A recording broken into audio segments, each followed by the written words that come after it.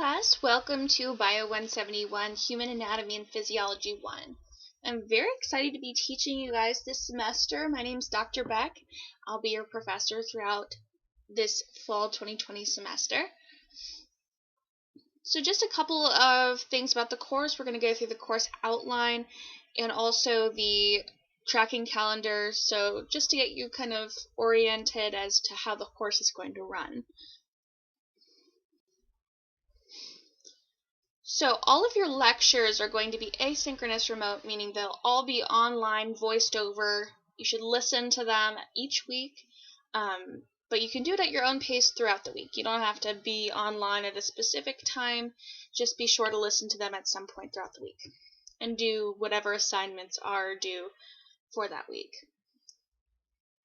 Lab times will mostly be face-to-face. They will be face-to-face in alternating weeks. So what that means is each of you are placed into different lab groups. There are two different lab groups. They'll both be meeting at the same time, but they'll be meeting alternating weeks. So Group A will be meeting on the odd weeks, and Group B will be meeting on the even weeks. To see what group you're in, that information is under important course documents on Blackboard, so go ahead and check that out to see what group you're in, to see what weeks you'll be coming in for lab. When you do come in for lab, it will be in room 3199 in the Canandaigua wing. It's the Anatomy and Physiology lab, if you've ever walked by there or seen it. So if you ever need to get a hold of me, you can get a hold of me through my email. I don't have an office on campus, so if you're looking around in the science wing, you won't find me. I might be hanging around the adjunct office, but likely I'm a pretty busy bee, so if you need to get a hold of me, email's best. I respond back pretty quickly. If you want to meet in person, I'm more than happy to work with you and figure out a time that works best for both of us. As far as the catalog description, the learning outcomes, you guys can read through those. Required materials, there's the textbook, Fundamentals of Anatomy and Physiology, the 11th edition by Martini, Nath, and Bartholomew. This is definitely required because some of our labs are going to go through the mastering A&P that comes with this book. So be sure to get it and be sure that the access code works because you'll need it to get onto mastering. You'll also need the lab manual. You can purchase that through the bookstore. It should be around $10. So you'll need that to complete your labs. You have the course grading scale, so you can see what grade you have, letter grade. Okay, so the important stuff, the course breakdown. How is your grade going to be weighted? So your grade is broken half and half for lecture and lab, since there are exams for both portions of the class. So in the lecture portion, that's 50%, 20% of that will be from exams, 15% will be from homework and assignments, 10% for discussions, and 5% for participation. For lab, 50% will be practicals, 30% of the 50 will be practicals, 15 will be lab handouts, and 5 will be participation.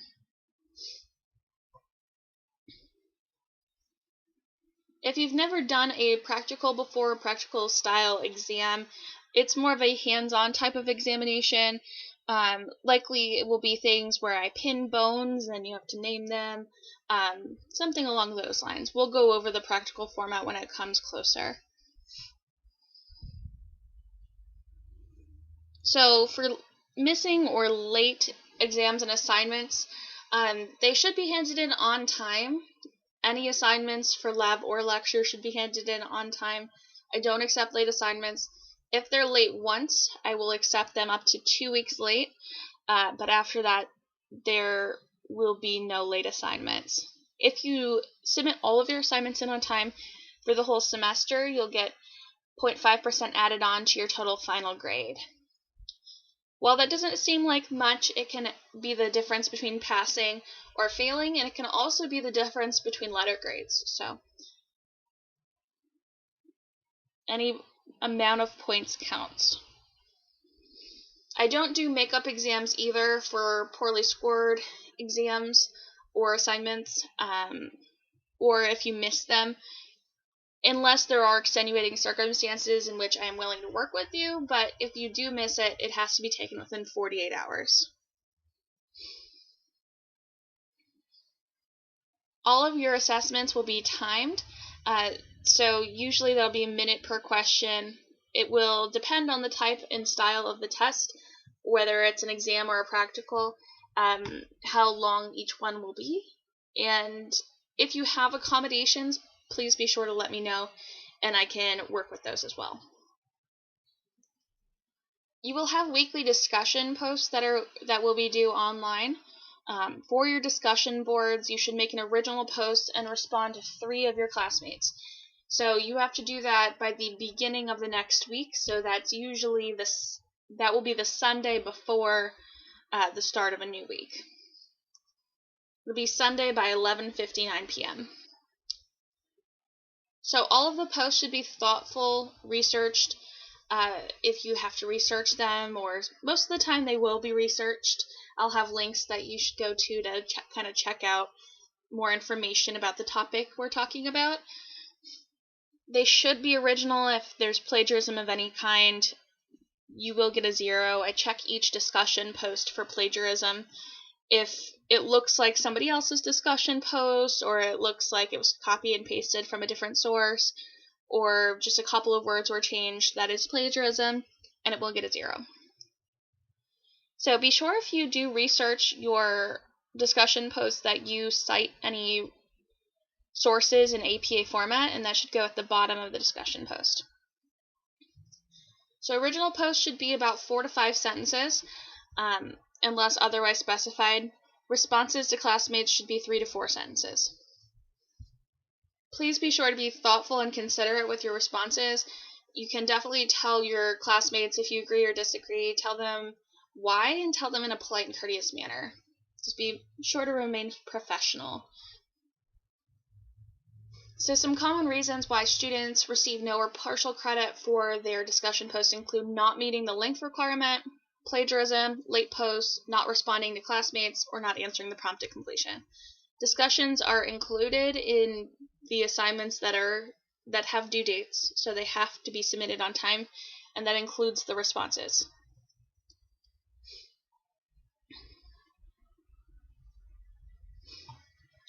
So with attendance, I do check to see if you're logging into Blackboard throughout the week.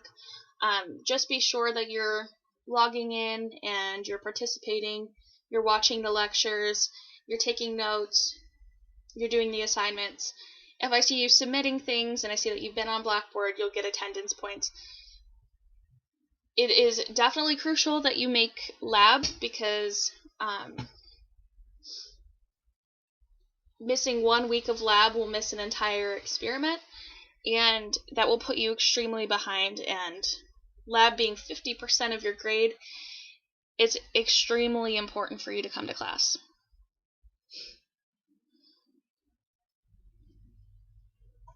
So for each class you miss, after 1 class missed, you will get a 5% deduction from your participation grade. If you have to be quarantined for some reason and you can't make class,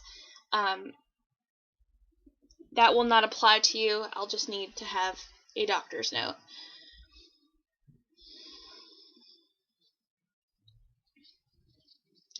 So I've talked about work should be of your own creation. I should be able to distinguish your work from others. I do understand that some assignments may look similar if they are talking about the same topic, but I should be able to distinguish them from others. They shouldn't be word for word the same.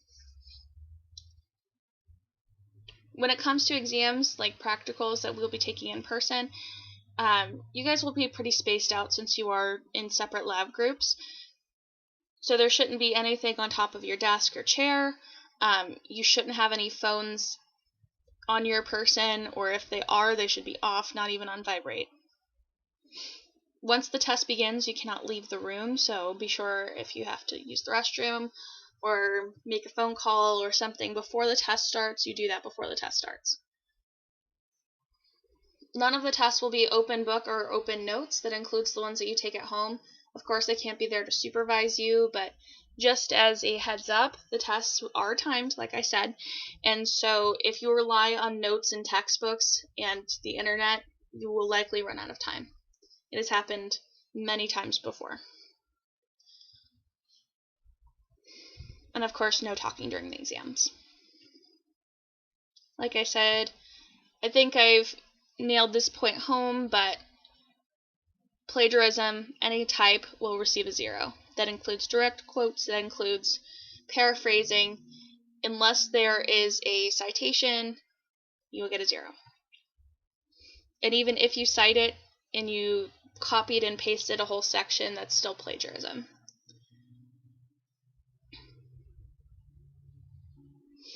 So, my expectations of you. This class isn't so scary as it sounds. I expect you to ask questions and participate. There's no such thing as a stupid question. I'm definitely here to help. So, if you have a question and you want it answered, and maybe you don't want to speak up in lab, send me an email. Like I said, I get back to them pretty quickly. If you have a question about lecture, for sure send me an email. If you want to talk about a specific concept that you're having trouble with, we can talk over Zoom, we can talk over WebEx, we can meet in person, any of those things.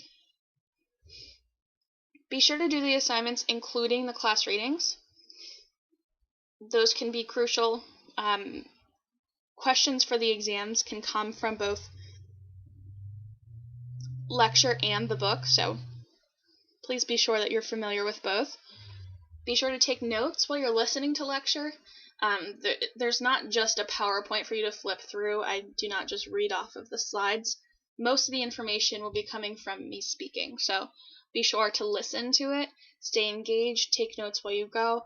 The notes are going to be fill in the blank, so you should be filling in the blank as you go, and even writing notes in the margins for things that aren't on the slide. Be sure to proofread your assignments. Remain from being disruptive in lab. So if you're using your phone, sleeping, arriving late, being disrespectful, or not working on class material, just being disruptive in general, a trend of this will receive a 5% deduction from your participation grade. Just try to be courteous to your classmates. We're all having a tough time with the virus and everything going on right now in the world, so just be kind to one another, be courteous, non-disruptive, and we'll be fine. We'll do fine. There shouldn't be cell phones on you anyway when working in the lab. There will be times where we're working with chemicals or formaldehyde, and any kind of exposure, you could have exposure to that just by touching your phone to any of the surfaces in the lab. Although they do get cleaned really often, those chemicals can leach into the desks and whatnot, so it can really be dangerous to keep your phone there, especially something you're putting to your face or touching with your hands and then touching your face. So they should not be on in your pockets or on your person. Keep them in bags, stowed away, especially during tests.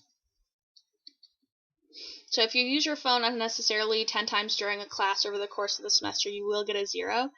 If there are times where you need to use your phone, for example, if there's an emergency or you're waiting to hear back from somebody, absolutely step out of the room and use your phone, but just don't use it in the classroom. If it's during an exam and it's before an exam is happening, be sure to let me know, but with the practical style, it may be difficult to step out. So let's talk about different regulations due to COVID. Everybody has to wear a face mask, so it is crucial to wear a face mask when you come to class. They should be worn appropriately over your full nose and mouth. Otherwise, they are not being worn. There's no point in wearing them. If you have a medical reason for not being able to wear a face mask, you need to notify student health, in which case you will be provided with a face shield. So either way, you'll be wearing facial protection. Be sure to not share face masks. It is definitely prohibited. again, it kind of nullifies the reason behind wearing the masks to begin with. Be sure to clean your face masks regularly. They can become saturated with respiratory secretions, especially if we're in a room where it's warm or if we're doing a lot of talking to one another. They can be saturated and then they're useless. So make sure that you clean them regularly. Should we go remote at some point during the semester before Thanksgiving, we will have virtual alternatives to the labs. So not much will change in that aspect. You can read through some of the college policies. They're pretty standard for each class. There are academic support services for your classes. Specific to science-based classes is the incubator. It's on the 3rd floor of the Seneca wing, Seneca 3660. It's open all day. I'm not sure how their hours are right now due to the virus, but you could definitely check with them. It's free. You can set it up with your schedule, and they're specific to anatomy. So you can check with them. They can tutor you. This is definitely not a class to be learned the night before the exam. There's a ton of material to be learned here.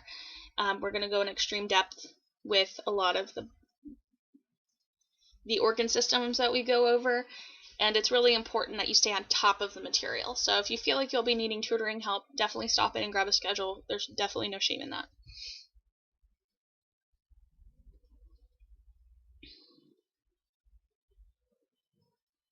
And of course, any of this is subject to change as we keep going with viruses and quarantines and whatnot. So let's take a look at the tracking calendar. I have this posted for you guys as well.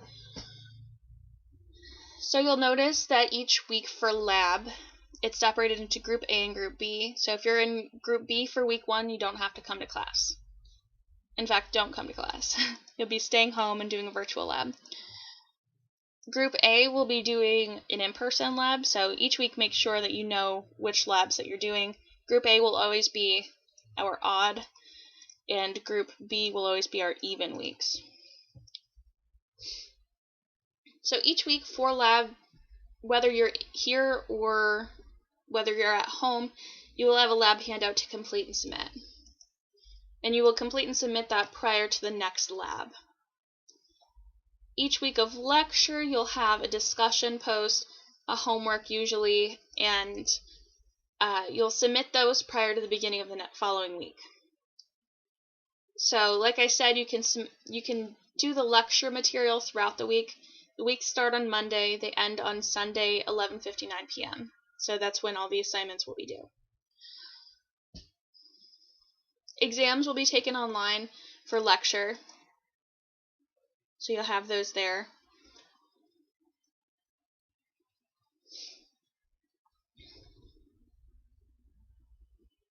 And then after Thanksgiving break, all of the labs will be virtual. So you will no longer have to worry about which group you're in. You'll all be taking the virtual labs. And everything else is pretty straightforward. So let me know if you have any questions on that. Have a great first week of classes, and I look forward to seeing you guys in lab.